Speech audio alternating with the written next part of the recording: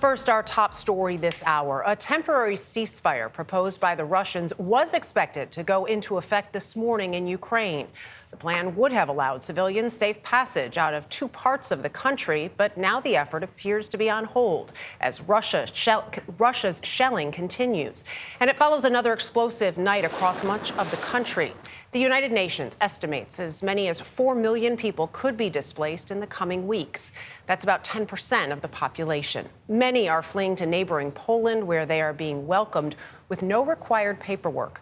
Christina Ruffini is at a border crossing in Poland. Christina, good morning. Good morning. We're at the Kachova border crossing between Poland and Ukraine, where it's snowing and freezing. And all morning we've seen lines of refugees waiting out in the cold to board buses to refugee receiving centers, other places in Poland.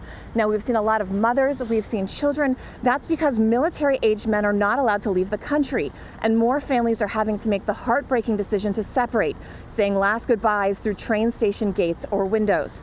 Now, Secretary of State Blinken landed in Poland this morning. He was in Brussels yesterday, where he was asked if NATO would consider instituting a no-fly zone over Ukraine. Blinken said the only way to enforce that would be put U.S. and NATO planes in a face-off situation with Russian fighters. And he said President Biden has been clear, we are not going to get in a war with Russia. Now, what the U.S. has done is send thousands of troops to reinforce NATO allies like Poland.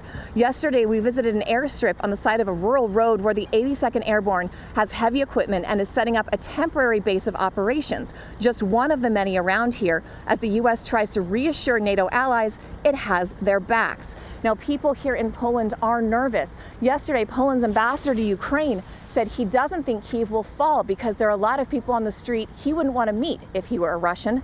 However, he said if Ukraine does fall, Poland could be next. Michelle? Christina, thank you.